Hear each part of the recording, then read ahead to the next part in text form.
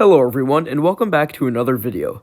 Today, I'll be reviewing Steel Vengeance at Cedar Point, the park's RMC Hyper Hybrid coaster. When this ride first opened, it was almost unanimously considered one of the best coasters in the world.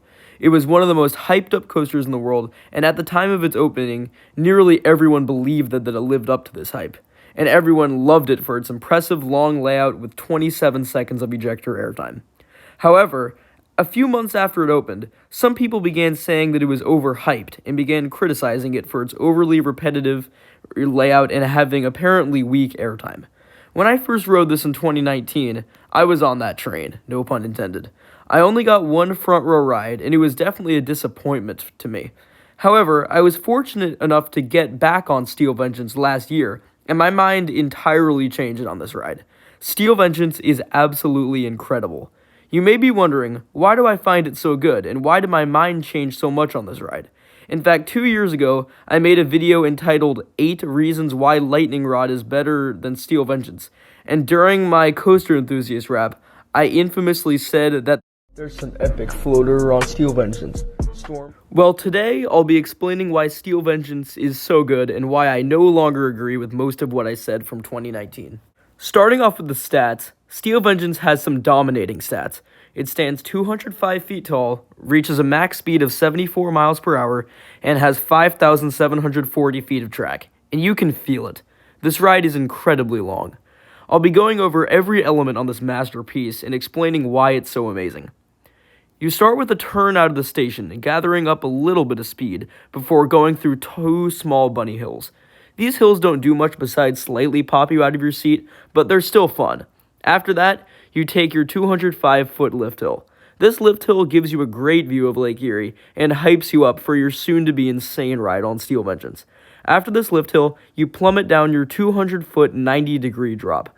This drop is fantastic. It provides some great ejector airtime in the back. It's a great way to kickstart the ride. After this, you go into what was branded the world's fastest airtime hill. I believe it. You fly over the speed hill. This speed hill I do find a bit underrated, and it provides some good ejector airtime.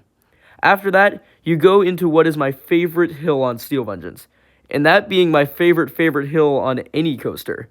This being the first camelback, known as the top hat. This element is unreal. This is by far the most sustained ejector airtime moment I've felt.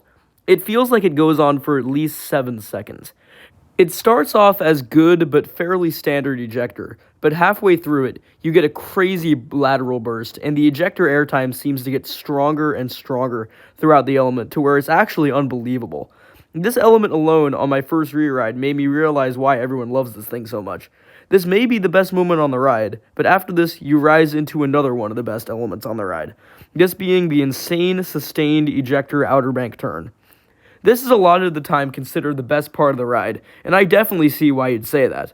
It's an amazing moment of sustained off-axis ejector. After this, you go through a nice classic pop of RMC ejector before going into your first inversion. This inversion is one of my favorite RMC inversions. It has a nice floaty feel to it that the other inversions of its type doesn't have. After this, you go through a small bank turn, which doesn't do much, before going into your second inversion, the 0G stall. This is probably my favorite 0G stall I've experienced. It's actually a little bit whippy, and it's just a fun inversion. After this, you go into a small ejector hill before going into what some people consider the strongest airtime moment on the ride, this hill into the mid-course brake run. In 2019, this was the only element on the ride that truly gave great ejector airtime. This moment was as good as I remember. It's a very strong pop of ejector airtime. After this, you rise up into the mid-course, which gives you another good ejector pop. After this, you go into the mid-course brake run. Everything before this I consider to be the first half of Steel Vengeance, and everything after the second half. I do prefer the first half overall to the second half due to the large, sustained ejector moments, but the second half is great for quick pops of ejector. The two halves are separated by this mid-course brake run, which sometimes can be a little bit of a buzzkill for this ride. In 2019, it was hitting quite hard, which did hurt the pacing of the ride. But on most of my 2021 rides, this really wasn't a factor of how good this ride was. Steel Vengeance, even with the mid-course, has awesome pacing. You absolutely fly through this layout, and it just feels like it's never ending, and like you aren't slowing down at all. Anyways, after the mid-course, you go into another really loved moment on the ride, this being the drop-off of the mid-course brake run. This is the only element that really is affected by the mid-course. If this is trimless, this drop is fantastic and a great moment of ejector.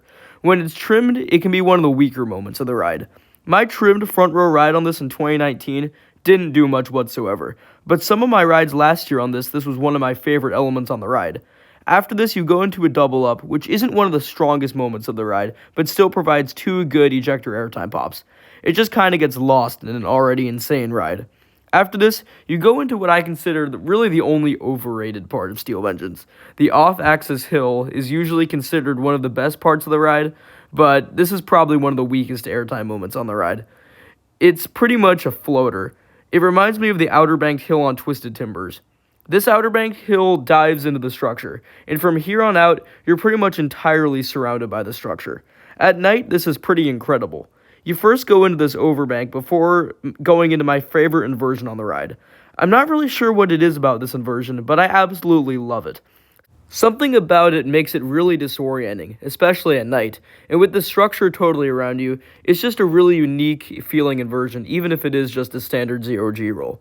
This is definitely my favorite non-airtime based part of the ride.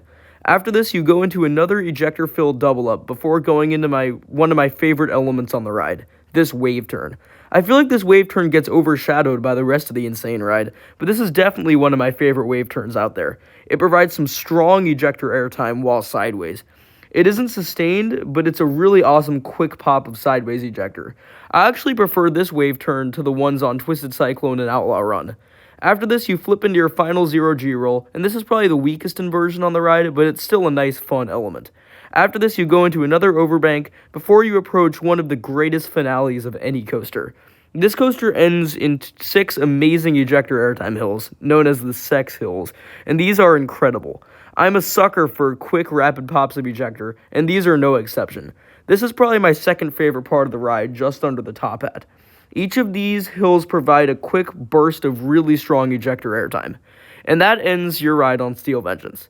As I've said multiple times, this ride is absolutely incredible. This to me is really the perfect ride for airtime, and since I value airtime so much, especially ejector like this ride offers, I really do love everything about this ride.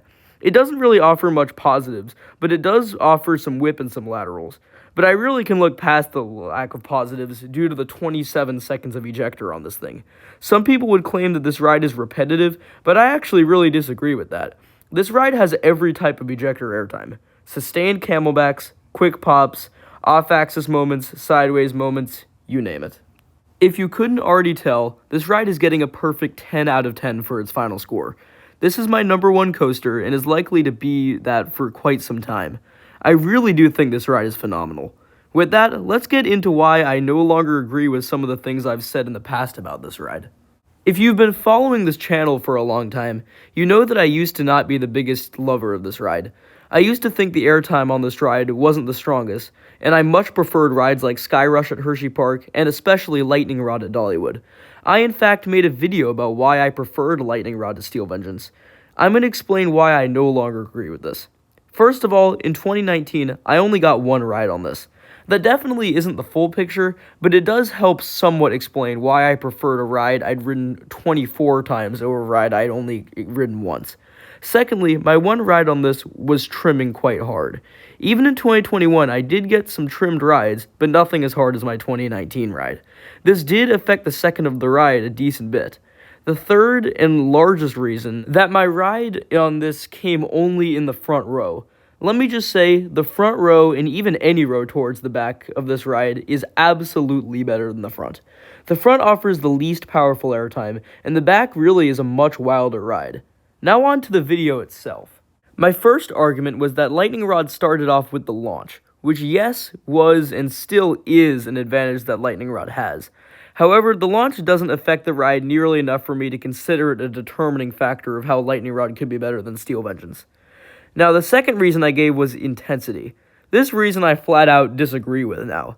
Neither Lightning Rod nor Steel Vengeance provide great positives, but Steel Vengeance actually does provide more laterals and whip than Lightning Rod does.